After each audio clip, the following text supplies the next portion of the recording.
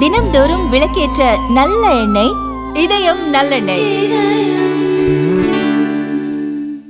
Voucher தொழிலாளிகள் ஏற்கனவே அவர்களுக்கு குறைந்த ஊதியமாக கொடுக்கப்பட்டது.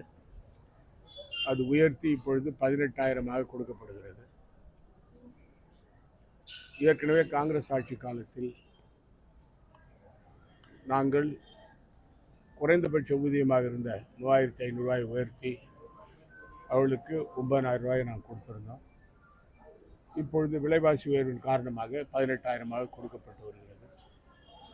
இந்த தொழிலாளிகள் மத்திய அரசினுடைய பல நிறுவனங்களில் வேலை செய்கின்ற தற்காலிக பணியாளர்கள் மற்றும் வவுச்சர் எம்ப்ளாயீஸை பொறுத்த வரைக்கும் பல ஆண்டுகளாக தொடர்ந்து வேலை செய்கிறவர்கள் அவர்களுக்கு பணி நிரந்தரம் செய்ய முடியாத காரணத்தால் அதை 27,500 உயர்த்த வேண்டும் என்று தொடர்ந்து வலியுறுத்தி மாண்புமிகு முதலமைச்சர் மரியாதைக்குரிய ரங்கசாமி அவர்களை சந்தித்து கோரிக்கை வைத்திருக்கிறார்கள். அதே போல மரியாதைக்குரிய பொதுப்பணித்துறை அமைச்சரை சந்தித்து கோரிக்கை வைத்திருக்கிறார்கள். அவர்கள் பல கட்ட போராட்டங்களை நடத்தியிருக்கிறார்கள். பொதுப்பணித்துறை அலுவலகம் முன்பாக உண்ணா நோன்பு இருந்திருக்கிறார்கள், ஆர்ப்பாட்டம் நடத்தியிருக்கிறார்கள், முற்றுகை போராட்டம் நடத்தியிருக்கிறார்கள். ஆனால் இந்த ஆட்சியாளர்கள் முதலமைச்சரோ அல்லது பொதுப்பணித்துறை அமைச்சரோ இதை கண்டுகொள்ளவில்லை. அவருடைய கோரிக்கைகளை செவி கொடுத்து கேட்கவில்லை. அவர்களுடைய கோரிக்கை நியாயமான கோரிக்கை. நாங்கள் இந்த பணத்தை வைத்துக்கொண்டு எங்கள் குடும்பத்தை எப்படி நடத்த முடியும் என்று அவர்கள் இந்த கோரிக்கையை வைத்திருக்கிறார்கள். இது அந்த நியாயமான கோரிக்கையை தீர்த்து வைக்க வேண்டியது ஒரு அரசனுடைய கடமை. ஆனால் முதலமைச்சர் அவர்கள் உதாசீனப்படுத்தி, இந்த தொழிலாளிகளை உதாசீனப்படுத்தி ஒரு அராஜகமான செயல் இப்பொழுது நடந்து கொண்டிருக்கிறது. அவர்கள் இன்று முதலமைச்சரை சந்தித்து மரியாதைக்குரிய தலைவர் சிற்பி சிங்காரவேலனுடைய சிலைக்கு அவர் மாலை அணிவிக்க செல்லும்போது அவரை சந்தித்து இந்த கோரிக்கை முன்வைக்க சென்றார்கள். அமைதியான முறையில் சென்றார்கள். ஆனால் காவல்துறையை ஏவிவிட்டு காவல்துறையானது புதுச்சேரியில் உள்ள காவல் பணியாளர்கள் அவர்களை காட்டுமிராண்டித்தனமாக அடித்து, அதில் ஏனத்தைச் சேர்ந்த சுப்ராஜ் என்பவர் உயிருக்கு இப்பொழுது போராடி கொண்டிருக்கிறார். ஒரு அம்மையார், பண்டசோழனூரை சேர்ந்த ஒரு அம்மையாரும் போராடி கொண்டிருக்கிறார்கள். மற்றும் 14 தொழிலாளிகள் அடிபட்டு இந்த அரசு பொது மருத்துவமனையில், இந்திரா காந்தி மருத்துவமனையில் அவர்கள் சிகிச்சைக்காக சேர்க்கப்பட்டிருக்கிறார்கள். இது இந்த ஆட்சியாளர்களுடைய அராஜகத்துடைய உச்சகட்டம். தொழிலாளர்கள் தங்களுடைய கோரிக்கையை வலியுறுத்தும் பொழுது அதை அதிகாரிகள் அழைத்து பேச வேண்டும், சம்பந்தப்பட்ட துறையுடைய அமைச்சர் அழைத்து பேச வேண்டும், முதலமைச்சர் அழைத்து பேச வேண்டும், அதற்கு தீர்வு காண வேண்டும். போராட்டம் நடத்துவது என்பது தொழிலாளர்களுக்குள்ள உரிமை. அதை செவிசாய்த்து அதன் தீர்த்து வைப்பதற்கான நடவடிக்கையை ஆட்சியாளர்கள் செய்ய வேண்டும். அதை அவர்கள் செய்ய தவறிவிட்டார்கள்.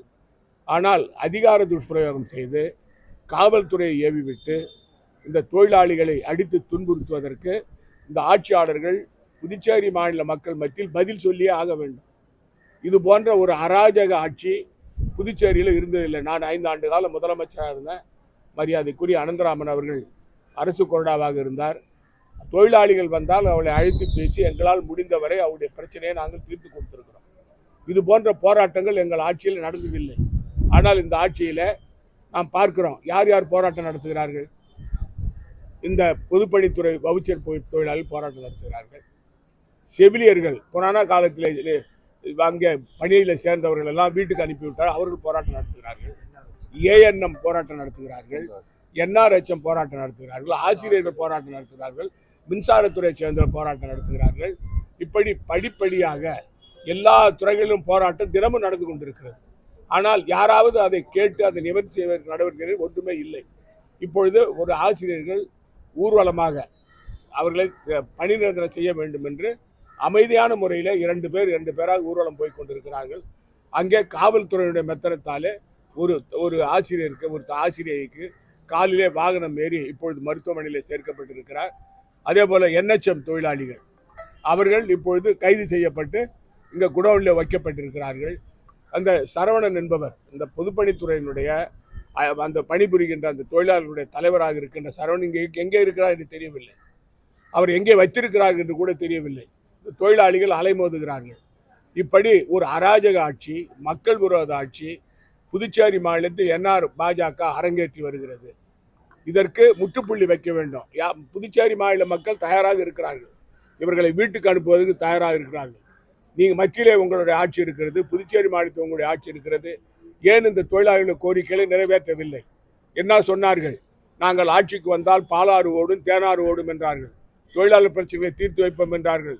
விவசாயிகளுக்கு சலுகை கொடுப்போம் என்றார்கள். தொழிற்சாலைகளை கொண்டு வருவோம் என்று சொன்னார்கள். வியாபாரிகளுக்கு சலுகை கொடுப்போம் என்று சொன்னார்கள். சட்ட ஒழுங்கை கட்டுக்குள் வைத்திருப்போம் என்று சொன்னார்கள். கஞ்சாவை ஒழிப்போம் என்று சொன்னார்கள். கல்வி தரத்தை உயர்த்துவோம் என்றார்கள். மருத்துவ தரத்தில் ஒன்றுமே நடக்கவில்லை. இந்த ஆட்சியிலே கொள்ளையடிப்பதை தவிர வேறொன்றும் இல்லை. இதை எதிர்த்து புதுச்சேரி மாநில காங்கிரஸ் கட்சி தலைவர் நாளைக்கு வைத்திலிங்கம் அவர்கள் இங்கு வருகிறார்கள். காங்கிரஸ் கட்சியின் சார்பில் மிகப்பெரிய போராட்டத்தை நாங்கள் நடத்த இருக்கிறோம். மரியாதைக்குரிய எங்களுடைய சட்டமன்ற கட்சி தலைவர் வைத்தியநாதன் அவர்கள் நாளை சட்டமன்றத்தில் இந்த பிரச்சனையை முன்வைத்து அரசாங்கம் இதற்கு பதில் சொல்லி ஆக வேண்டும். இந்த தொழிலாளிகளை இந்த துன்புறுத்துகிற அரசு தூக்கி எறியப்பட வேண்டும் என்று அவர் சட்டமன்றத்திலே பேசுவார். புதுச்சேரி பிடபிள்யூடி துறையில் கடந்த 15 ஆண்டுகளுக்கு மேலாக வேலை செஞ்ச அரசு பணியாளர் நல கூட்டமைப்பின் சார்பாக பணி நிரந்தரம் கோரி கடந்த 15 நாட்களாக போராட்டம் நடந்திருக்குது. இன்றைக்கி முதலமைச்சர் சந்தித்து நேரில் சந்தித்து மனு கொடுக்க போனதாக போகும்போது போலீஸ் சிஎம் சந்திக்க விடாமல் தடுத்து எல்லாரையும் கடுமையாக தாக்கி கிட்டத்தட்ட 15க்கும் மேற்பட்டவங்க அடிபட்டிருக்காங்க. அதில் ஒருத்தர் ஏழை சேர்ந்த ஒரே நிமிஷம் ஒரு பேசுடுங்க. ஏனத்தை சேர்ந்த பகுடு சுப்ராயன் என்பவர் கடுமையாக தாக்கப்பட்டிருக்காங்க.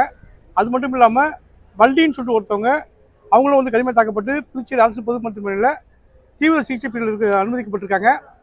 நியாயமான கோரிக்கை நடக்கா கிட்டத்தட்ட 15 வருஷம் வேலை செய்கிறாங்க. அவங்களுக்கு பணி நிரந்தரம் செய்ய வேண்டும், அது மாதிரி தான் கோரிக்கை. ஆனால் இந்த அரசாங்கம் பார்த்தீங்கன்னா முதலமைச்சர் சந்திக்க விடாமல் தடுத்து இன்றைக்கி அரசு பணியாளர் கூட தலைவர் மேலே அரசு ஊழியரை பணி செய்ய விடாமல் தடுத்தாக அவர் பொய்யா வழக்கு போட்டு அவர் இதுக்கு எங்கே வச்சுக்கான்னு தெரியல. அவர் வேண்டிய சுற்றி இருக்காங்க. ரிமாண்ட் பண்ணுறது கூட்டு வர மாட்டேன்றாங்க. காவல்துறையுடைய அராஜகத்தை ரொம்ப கண்டிக்கத்தக்கது. இதை கண்டித்து நாளைக்கு நம்ம அரசு பணியாளர் கூட சார்பாக மாபெரும் போராட்டம் நடக்கும் என்பதை தெரிவித்துக் கொள்கிறோம். ஏற்படுகிறதோ அவர்களுக்காக ஒரு குரல் ஓங்கி ஒலிக்கும் என்றால் அது விடுதலை சிறுத்தைகளின் உதவியை செய்திருக்கிறார்கள். ஏன்னா சூரட்டி ஓடுறது அவ்வளவு பெரிய விஷயம் கிடையாது.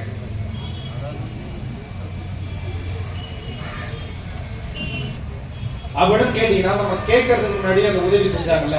இன்னைக்கு பாத்தீங்கன்னா புதுச்சேரியில எல்லா பேர் நம்முடைய ஐயா அவர்கள் தலைமை தாங்கி நடத்துகிற தமிழ் அமைப்பு அந்த விடுதலை சிறுத்தை கட்சிகளுடைய மாநில துணை செயலாளர் இருக்கிறார். நீங்க அந்த எங்கெல்லாம் இந்த தமிழை தவிர்த்து அவர் எச்சரிக்கை செய்துவிட்டு வந்திருந்தார்கள். அதனால நம்ம பார்க்கணும் அந்த உறுதியான ஒரு மனப்பான்மை. ஆசிரியர்கள் அவர்களை பேச அழைக்கிறோம். கூட்டமைப்பின் ஒருங்கிணைப்பில் இந்த எழுச்சி மிகு போராட்டத்தை ஒருங்கிணைத்து இந்த போராட்டத்திற்கு தலைமை ஆசிரியர் சங்கங்களின் தலைவர் சிறில் நிக்கோலஸ் தலைமை ஆசிரியர் சங்கங்களின் கௌரவ பால நான் சார்ந்திருக்கக்கூடிய விடுதலை சிறுத்தைகள் சார்பில் வணக்கத்தை முதற்கொண்டு உங்களுடைய நெஞ்சுரத்தை வாழக்கூடியவர்கள் நிரந்தர வருவாய் உள்ளதனால் நடத்துகிற ஒரு நிலைதான் அரசுடைய